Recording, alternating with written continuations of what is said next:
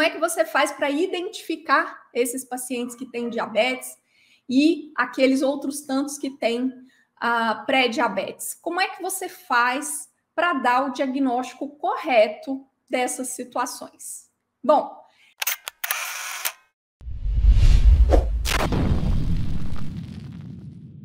olá! Estamos começando mais um episódio do Descomplicando a Endócrino.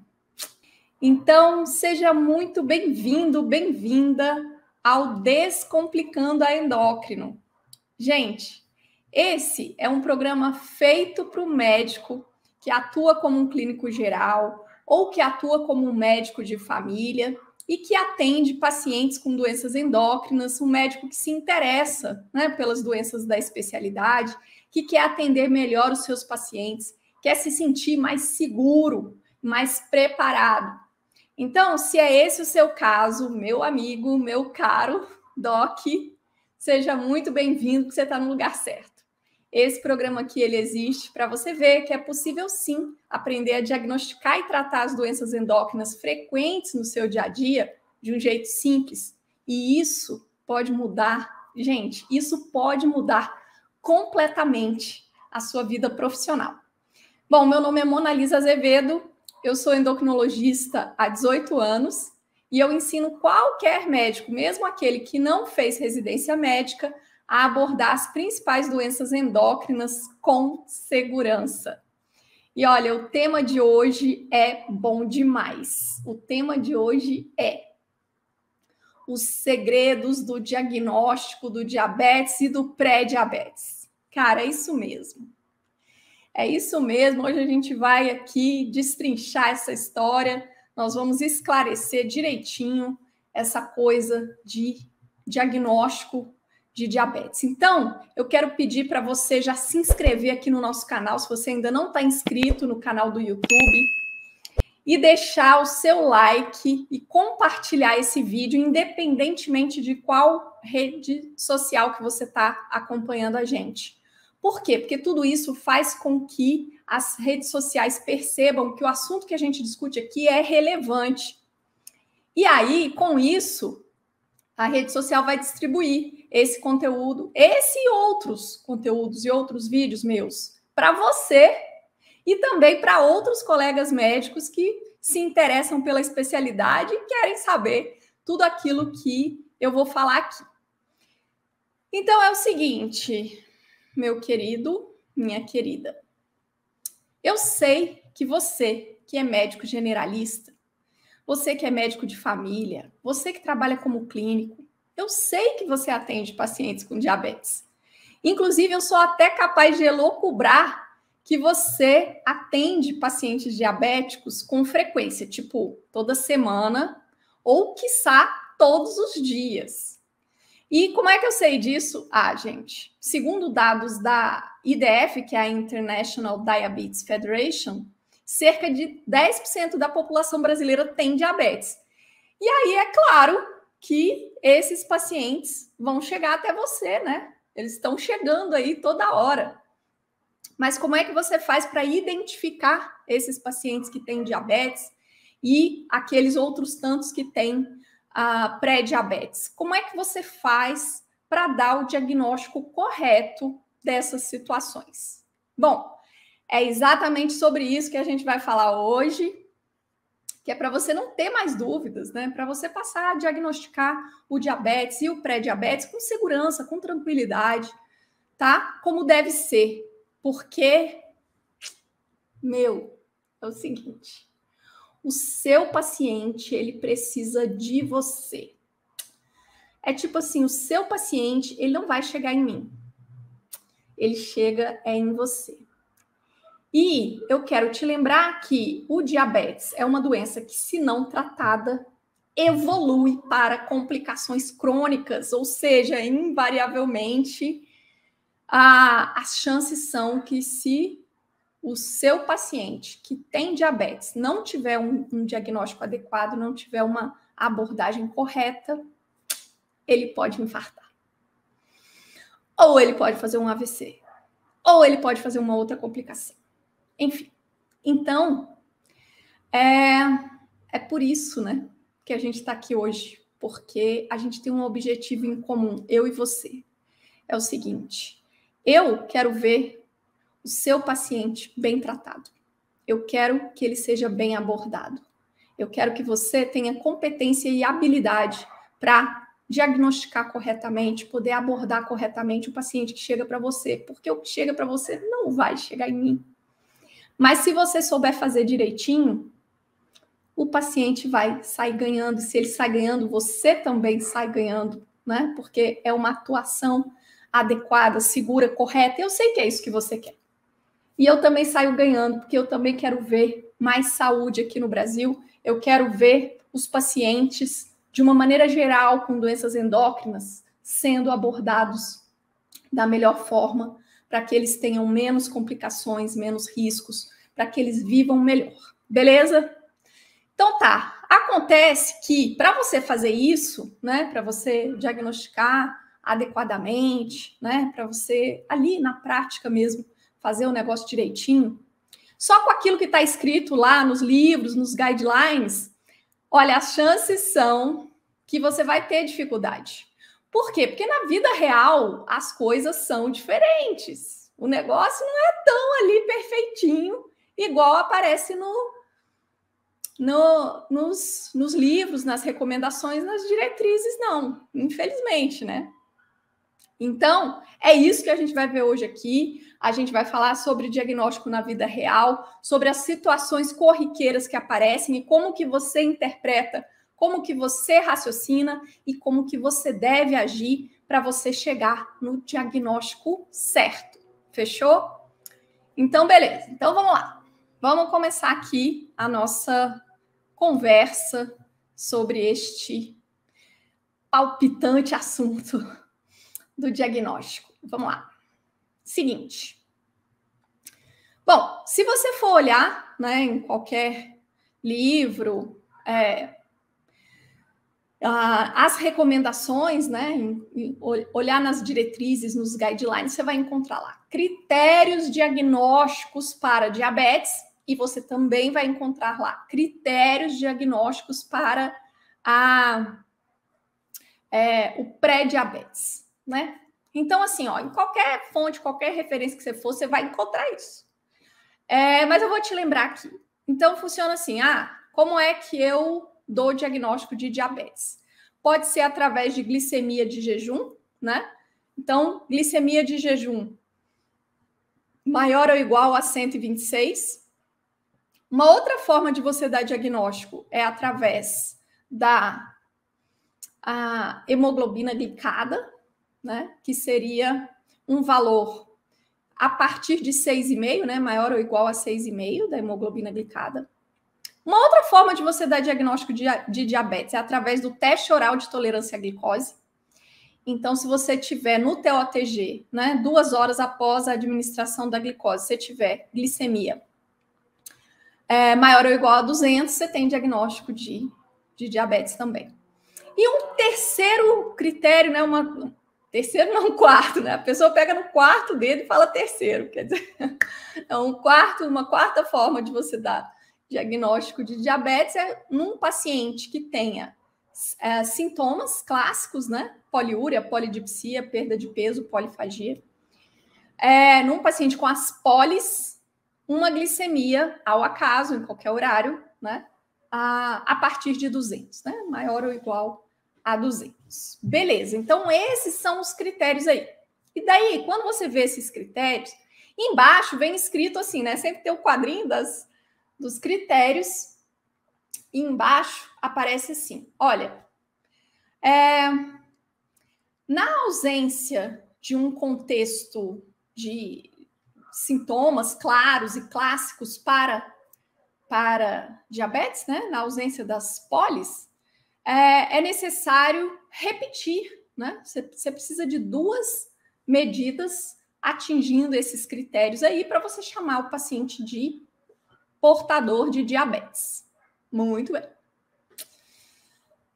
É assim que aparece a descrição de como que você dá diagnóstico de diabetes. E como você dá diagnóstico de pré-diabetes? Bom, o pré-diabetes, na verdade, não é uma doença, né? Ele seria um estado de predisposição para evoluir para diabetes. Seria assim, na verdade, o contexto todo funciona assim, né? No diabetes tipo 2, vamos falar do diabetes tipo 2, que é o mais comum. Então, é o mais importante, sem dúvida, é o que você vê no dia a dia com muito mais frequência. O que acontece? Tudo começa com resistência à insulina. Primeiro, no início, né, nos primeiros anos, o paciente tem a glicemia normal, só que ele já tem resistência à insulina. Com o passar do tempo, a tendência é essa resistência à insulina ir aumentando e o pâncreas ir perdendo a capacidade de produzir insulina em excesso, né? Porque quando tem resistência à insulina, o pâncreas precisa fazer mais insulina para vencer a resistência. Ele vai fazendo isso ao longo do tempo, só que vai chegando num ponto em que o pâncreas vai perdendo essa habilidade, né, de produzir muita insulina para compensar a resistência. Daí a glicemia tende a começar a sair do nível normal, né? Ela começa a subir. E quando a glicemia começa a subir, aí vai surgir primeiro um estado de pré-diabetes, né? E depois, com o passar do tempo, a tendência é isso evoluir para diabetes se nenhuma conduta for tomada, né? Se nenhuma intervenção for feita com o objetivo de reduzir essa resistência à insulina e melhorar, então, o perfil glicêmico. Então, a história é essa, né? O pré-diabetes, ele é um estado, né, antes do surgimento da doença, que é o diabetes. Beleza, e como é que a gente dá diagnóstico de pré-diabetes? Então, funciona assim, a gente vai ter o que a gente considera a glicemia em jejum normal, que seria até 99. E aí, a glicemia em jejum entre 100 e 125 seria a região em que a gente teria o contexto para jejum alterado, né? E que poderia, ao final das contas, chegar num diagnóstico de pré-diabetes. Em relação ao teste oral de tolerância à glicose, então, assim, eu já te falei que no jejum, a glicemia a partir de 126 é compatível com diabetes. Mas o que é a glicemia normal? É até 99. Então, entre 100 e 125 seria esse intervalo aí de estado de intolerância à glicose, né, ou pré-diabetes.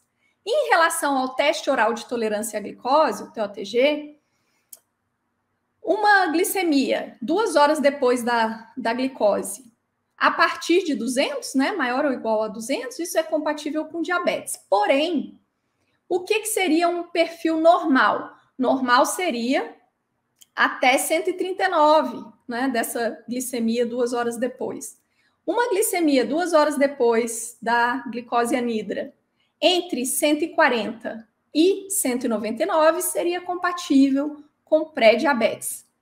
E em relação à hemoglobina glicada, a gente, eu já comentei que um valor a partir de 6,5, né, 6,5 ou mais, seria compatível com o diagnóstico de diabetes. Mas a hemoglobina glicada considerada normal, né, o que seria um aspecto normal, seria até 5,6. Então, a glicada entre 5,7 e 6,4, a gente vai chamar isso de pré-diabetes. Beleza. Aqui também, né? Também tem lá embaixo as letrinhas pequenininhas dizendo, olha, você precisa confirmar isso, né? Isso tem que ser, essa alteração, ela tem que ser identificada em 2 ocasiões.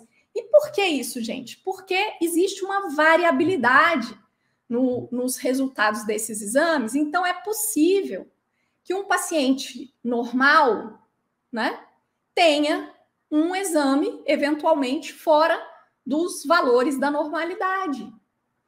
Então, para que a gente realmente tenha segurança em estabelecer o diagnóstico, é necessário fazer 2 dosagens em ocasiões diferentes, para ver, não, isso aqui não é nada transitório, não é alguma coisa por acaso que se alterou, não, isso aqui é real, né? Então, para a gente poder fechar o diagnóstico. Beleza. Dito isso, então, ó, esse é o panorama geral. Agora você se vira com isso. É meio que assim, né? Então, agora vamos ver as situações reais que a gente vai precisar pegar essas informações aí de como dar o diagnóstico e transportar para a vida real, né? Para que a gente possa interpretar o exame do nosso paciente. certo? Então, vamos lá. Eu vou, para a gente fazer essa coisa, né, de avaliação na vida real, eu vou te contar um caso clínico de uma paciente que foi atendida hoje no hospital onde eu trabalho. Pela manhã eu estava no ambulatório e essa paciente chegou. É uma mulher de 38 anos que tem uma história prévia de hipertireoidismo por doença de Graves. Ela foi tratada há alguns anos atrás com radiodo e evoluiu para hipotireoidismo. Então, ela tem hoje um diagnóstico de hipotireoidismo, faz uso de levotiroxina 100 microgramas dia. Beleza. E aí ela chega hoje para consulta, traz alguns exames. Entre eles, tem uma hemoglobina glicada. E a glicada dela veio com resultado de 5,7. 5,7. Muito bem. Diante disso, a primeira pergunta que você precisa se fazer, que foi a pergunta que eu me fiz, é o seguinte. Atenção, isso aqui é muito importante. Isso aqui é tipo assim, ó. É segredo. Por quê? Quer dizer, eu tô chamando de segredo. Na verdade, gente, não tem nenhum segredo, né? Mas eu tô chamando de segredo por quê? Porque são informações valiosíssimas que, se você não souber, você vai pelo caminho errado. Então, é para você ver o caminho certo. Então, a primeira pergunta é o seguinte. Essa dosagem da hemoglobina glicada que a paciente fez, ela foi feita por um método certificado pelo NGSP? Ah, meu Deus do céu, mas o que é isso? O que é NGSP, pelo amor de Deus? Olha, é da sigla em inglês, né? Programa de Estandartização da Glicohemoglobina. Programa Nacional de Estandartização da Hemoglobina Glicada. Então, é um programa que eles têm lá nos Estados Unidos, né? Que foi o programa que definiu os métodos de dosagem da hemoglobina glicada que são adequados, que são apropriados para diagnóstico de diabetes. Aqui no Brasil, né, na prática, aqui no nosso meio, no dia a dia, a gente tem dois métodos, né? Os laboratórios comerciais aí, né, Brasil afora, ou usam HPLC ou usam turbidimetria para dosagem da hemoglobina glicada.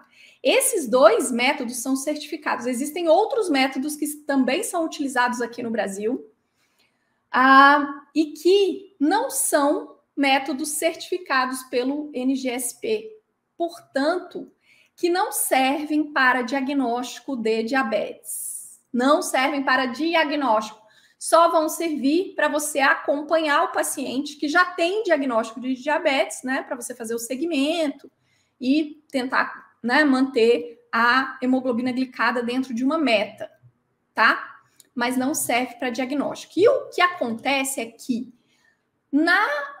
em boa parte, eu não vou dizer maioria, porque é difícil eu falar assim, né, do Brasil todo, mas em boa parte do nosso país, os hospitais, os serviços do SUS, né, os laboratórios que fazem parte de serviços do SUS, eles utilizam metodologia não certificada pelo NGSP. Ou seja, para você dar diagnóstico de diabetes, se o seu paciente faz os exames pelo SUS e o laboratório não utiliza nem HPLC, nem turbidimetria, para você dar diagnóstico, você não pode usar a hemoglobina glicada. Aqueles critérios que eu falei, você pula o critério da hemoglobina glicada, porque ela não vai servir, beleza? Já se o método for um desses dois, aí sim, ok, beleza. Aí você vai interpretar esse resultado na avaliação para diagnóstico, né, de diabetes ou de pré-diabetes, ok? E aí, olha, então, se o método não então, isso é muito importante. Se o método não é certificado, você não pode usar a hemoglobina glicada como parâmetro para dar diagnóstico de diabetes. Então, se o paciente não tem diagnóstico de diabetes, você não peça a hemoglobina glicada. Se ele já fez a hemoglobina glicada e traz um resultado para você, você ignora isso em relação à avaliação para diagnóstico de diabetes, tá bom?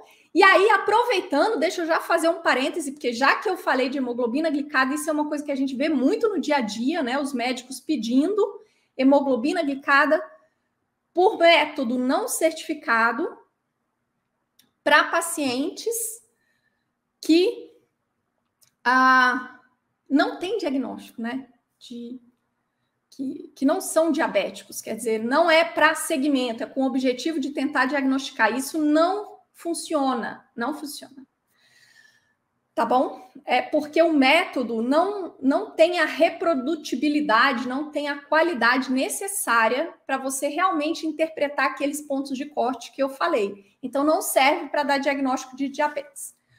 Bom, e além disso, o pessoal costuma pedir também muito, né? A gente vê muito, dosagem de glicemia em jejum. Tudo bem, você pede a glicemia em jejum, você está querendo rastrear diabetes, beleza. Mas o pessoal também pede glicemia pós-prandial. E a glicemia pós-prandial, que é aquela que o paciente colhe o sangue 2 horas depois, né, de iniciar o almoço. Isso aí é outro exame que só serve para acompanhamento do diabetes. Não serve para dar diagnóstico. Então, nem hemoglobina glicada por método não certificado, nem glicemia pós-prandial vai te ajudar a dar diagnóstico de diabetes, ou menos ainda de pré-diabetes. Tá bom? E quais são os métodos certificados? Agora, só reforçando aqui no nosso meio, né? Aqui no Brasil, HPLC e método turbidimétrico, né? Turbidimetria. Tá bom? Fechou. Beleza. Bom, então vamos lá. A paciente do caso clínico que eu acabei de descrever, né, a paciente que a gente atendeu aqui, ela realizou a hemoglobina glicada por HPLC, que é o método utilizado aqui no nosso laboratório aqui do hospital. É do SUS, né, é um hospital público, mas o laboratório utiliza método certificado. Então, beleza. Então, ela fez uma hemoglobina glicada que veio com resultado 5,7, né, por um método certificado. Bom, essa paciente ela não fez glicemia de jejum, tá bom? Ela tinha outros exames, ela tinha perfil lipídico, tinha TSH, tinha outras coisas lá, mas não tinha glicemia em jejum. Muito bem. Então, a gente tem uma paciente que tem uma glicada de 5,7. A minha segunda pergunta é: será que eu devo orientar medidas de mudança do estilo de vida para essa pessoa? Porque assim, né? Tipo, se o pré-diabetes é um estado antes, né? É como se fosse um degrau, um caminho para a pessoa desenvolver diabetes, né? E a gente sabe que o que a gente quer é prevenir a doença, né? Então, a grande importância de você diagnosticar um pré-diabetes, esse estado de pré-diabetes, é pela possibilidade de você tomar medidas para que essa paciente não evolua para diabetes, né? É prevenir. Ok, esse raciocínio faz todo sentido. Porém, aqui é um outro segredo. Segredo que você precisa saber. Que é o seguinte, gente. Você precisa de diagnóstico. Não tinha as letrinhas miúdas lá falando que para você estabelecer um diagnóstico, você tem que ter 2 dosagens. Essa paciente é assintomática, ela não tem pólice, ela não tem nada, né? E ela tem uma glicada na faixa de pré-diabetes. 1 dosagem de hemoglobina glicada. Então, o que acontece? Se você não tem diagnóstico ainda, pensa comigo. Aí você fala assim, nossa, mas, gente, pelo amor de Deus, olha, glicada 5,7. Então, eu preciso orientar essa paciente a fazer uma dieta, fazer exercício físico, né? De repente, até perder peso, se ela estiver acima do peso e tudo mais. Calma, calma, calma. Muita calma nessa hora. Por quê? Porque você vai precisar de tudo isso sim. Só que depois que você tiver o diagnóstico estabelecido. Pensa comigo. Se você falar para ela, então agora você vai se alimentar assim, né? Vai diminuir os carboidratos, não sei o quê, vai aumentar as fibras, parará, vai começar a fazer exercício. Gente, isso daí pode falsear o próximo exame que ela for fazer. Você não vai precisar repetir. E daí, se você tem que repetir, tem que ser nas mesmas condições de vida dela. Se ela fizer um monte de alterações na vida dela, daqui a uma semana, daqui a 15 dias, enfim, você pode ter impacto nesse exame que você vai repetir. Então, nesse momento, você não tem que dar orientação nenhuma. Segure a sua ansiedade. Segure a sua ansiedade. Primeiro, você precisa repetir o exame. Né? Então, você só tem que dizer para o paciente, olha, existe uma alteração aqui, mas a gente ainda não tem um diagnóstico fechado, nós precisamos fazer, né, um novo exame. Então, a paciente veio com a hemoglobina glicada alterada, primeira coisa a fazer é repete o exame. Repetiu o exame, veio o mesmo resultado, aí sim, aí você pode e deve orientar a sua paciente e tomar as condutas. Mas nesse primeiro momento, você deve orientar a sua paciente a manter a vida normal, a mesma vida que ela levava antes.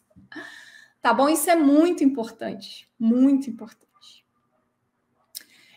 E daí, beleza. Então, você manda a paciente repetir o exame, né? Foi o que a gente fez com a nossa paciente, orientou, né? A gente solicitou uma nova dosagem de hemoglobina glicada. E aí, a próxima pergunta, a terceira pergunta que eu te faço é: se por acaso a glicada dela permanecer assim, se vier 5,7 de novo, 5,8, enfim, como que vai ser a conduta? Eu devo prescrever metformina para ela?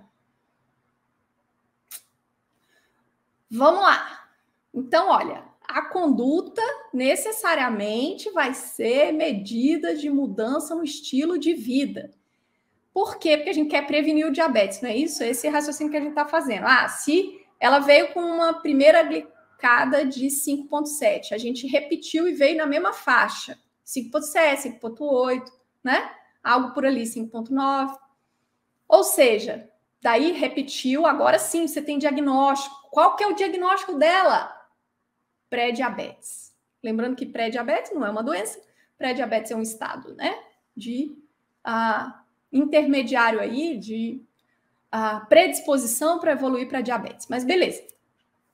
Você chegou nesse diagnóstico, daí é a hora certa de você orientar medidas de mudança no estilo de vida.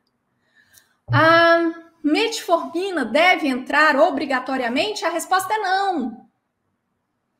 A metformina, ela é quase que uma unanimidade quando você dá diagnóstico de diabetes. Mas no pré-diabetes, você pode cogitar o uso da metformina, né?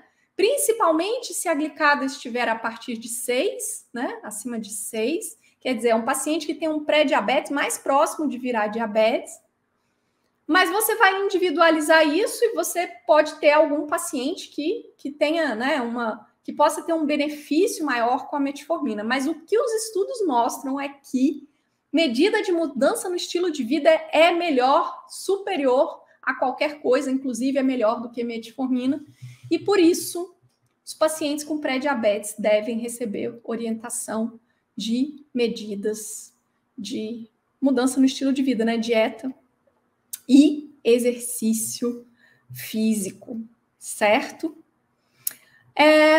Beleza. E aí, dito isso, eu tenho uma quarta pergunta para te fazer. Porque eu te contei que é uma paciente de 38 anos, né? Que tem hipotireoidismo, que ela tem uma história prévia de doença de Graves, que foi tratada, etc e tal. E aí a pergunta é: qual que é a relação do hipotireoidismo com pré-diabetes? Qual seria essa relação? Gente, é tipo assim, nenhuma. Aí você fala assim, isso tá aí só para me confundir. Não, gente, isso é vida real. A paciente veio para consulta, ela tinha uma consulta agendada, porque ela tem um diagnóstico de hipotireoidismo, porque alguns anos atrás ela foi tratada com iodo radioativo para uma doença de Graves, ela evoluiu para hipotireoidismo. Então, essa é a razão pela qual ela acompanha na endócrina, certo? Mas isso não tem relação nenhuma com essa investigação do perfil metabólico, né? E a questão de ela ter ou não ter pré-diabetes, tá? E aí tem gente que fala, era uma questão de prova. Ó, eu tô falando que vida real, né? Dia a dia mesmo, paciente real. Mas isso poderia ser uma questão de prova. Aí você poderia dizer assim, não, esse hipotireoidismo tá aí só para confundir.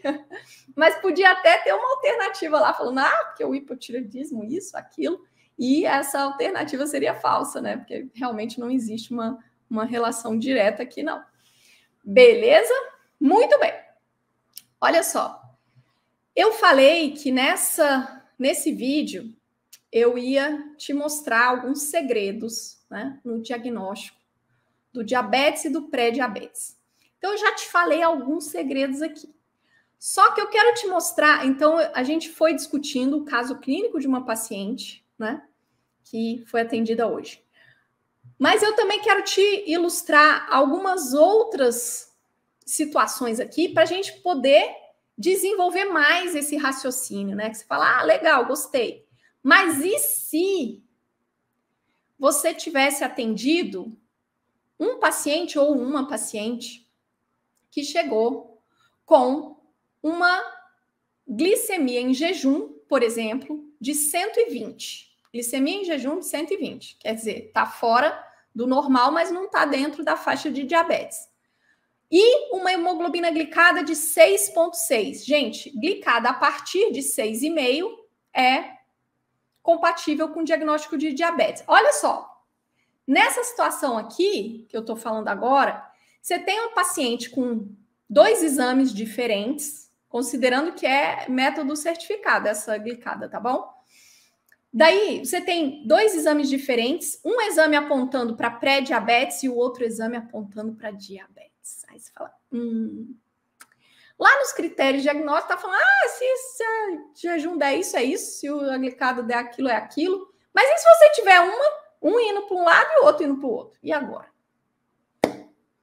Então, jejum de 120 lembra pré-diabetes. Glicada de 6,6 lembra diabetes. E agora? Qual que é o diagnóstico da paciente? Então, nesses casos, o que você deve fazer? Você deve pegar o exame mais alterado e repetir. Então, se a glicemia em jejum está falando em pré-diabetes e a hemoglobina glicada está falando em diabetes, você pega e repete a hemoglobina glicada. Você fala, mas eu não vou orientar nada para o paciente. Não, você não deve dar nenhuma orientação, porque, de novo, conforme eu tinha te explicado ainda há pouco, se a paciente, se você falar, nossa, mas olha só, 2 exames alterados aqui, né? No mínimo, ela tem pré-diabetes. Como é que eu vou deixar ela sair daqui do meu consultório sem nenhuma orientação? Sem falar para ela começar um exercício físico? Sem falar para ela, né, melhorar a alimentação? Nossa! Gente, é isso que você tem que fazer. Aliás, você deve orientar que ela faça isso. Falar, olha, continua na sua vida normal. Vida normal. E vamos repetir o exame. Por quê? Porque daí, quando ela retornar com o segundo exame, daí sim, daí você vai ter a oportunidade de dar o diagnóstico. Aí vem uma nova glicada também na faixa de diabetes. Você tem um diagnóstico de diabetes. E aí você tem uma forma de conduzir quando é diabetes. Por outro lado, se a segunda glicada que ela faz vem, sei lá, 6,3. Daí, o que acontece? Isso é um passinho atrás, né? A segunda glicada veio na mesma direção daquela glicemia em jejum. Veio um negócio menos importante, né? Veio um pré-diabetes aí. Daí, o que você vai fazer? Você vai conduzir como pré-diabetes. Aí você pode reavaliar daqui a alguns meses, né? Mas a sua conduta não vai ser a mesma Se um paciente tem diagnóstico de diabetes, você tem uma série de recomendações para fazer, uma série de condutas a tomar. Se o paciente tem um diagnóstico de pré-diabetes, é diferente. A conduta é outra. Então, você precisa de um diagnóstico bem estabelecido para que você possa caminhar a partir dali. Então, 2 exames alterados, você repete o mais alterado. Né? Um está na faixa de pré-diabetes, o outro está na faixa de diabetes, repete o que está na faixa de diabetes. Ah, não, é um exame normal e o outro alterado, você repete o alterado. Por exemplo, aquela minha paciente de hoje.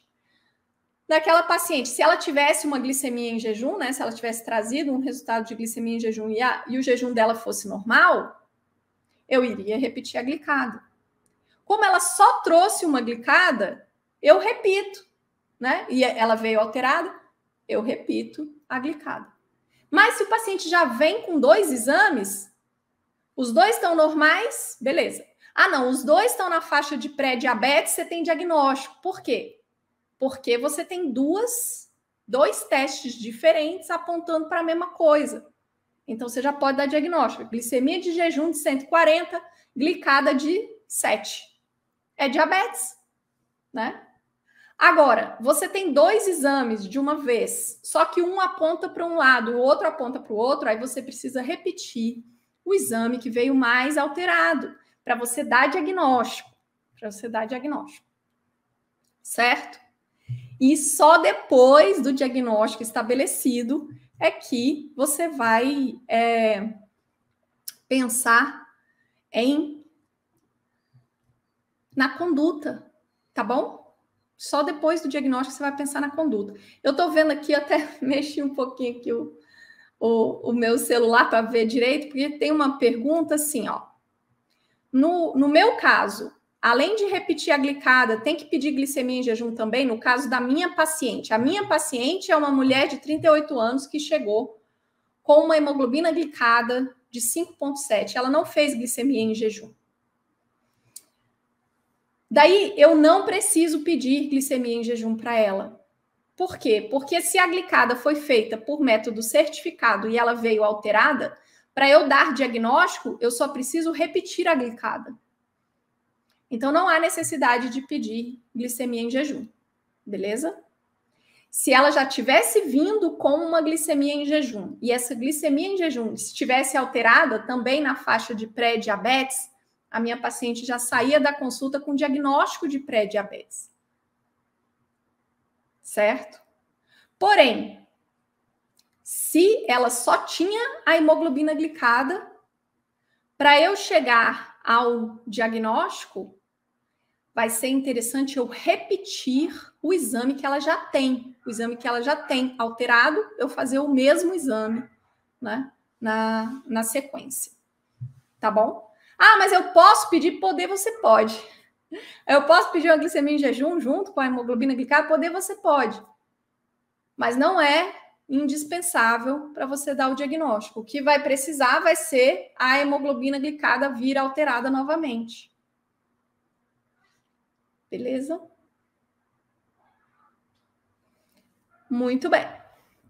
Isso vai te trazer mais informação do que você pedir uma glicemia em jejum. Então, você está vendo que, assim, ó, que existem filigranas, né, daquilo que você vai acompanhando ali na vida real, né? Então, assim, a vida real não é exatamente como aparece ali a descrição dos critérios diagnósticos. Então, foi por isso que eu trouxe esse tema aqui, para a gente ver isso, né, acontecendo no dia a dia, e para você entender como que uma compreensão, né, desses critérios para diagnóstico, uma compreensão um pouco mais, né, aprofundadinha aqui, faz toda a diferença para você, né? E isso vai fazer toda a diferença na vida do seu paciente. Então, depois que a gente vai entendendo o espírito da coisa, quer dizer, né, como que realmente as coisas funcionam de verdade, eu gosto de chamar isso de entender os porquês, né? Quando você vai entendendo os porquês, daí tudo passa a fazer sentido. E aí entendeu, meu amigo, entendeu, já era. Aí é seu, entendeu? O conhecimento é seu e aí você não esquece mais. Então, se você gostou desse vídeo aqui, deixa o seu like, compartilhe com o maior número de colegas possível, tá bom? Se você tem dúvidas, se você tem comentários, sugestões a fazer, não deixe de postar aqui abaixo, independentemente, né, de você assistir gravado, ou se você, porque muita gente andou colocando perguntas aqui, eu tentei responder, mas se você tiver mais dúvidas, comentários a fazer, poste, porque isso é muito bem-vindo, é muito interessante para eu poder trazer conteúdos cada vez mais relevantes para cá, tá bom? E aí, na semana que vem tem mais, porque toda segunda-feira, às 18 horas, a gente tem um encontro marcado, tá? Então é isso aí, esse aqui foi mais um episódio do Descomplicando a Endócrino. Eu espero que você tenha gostado. Um beijo grande e eu te vejo na próxima.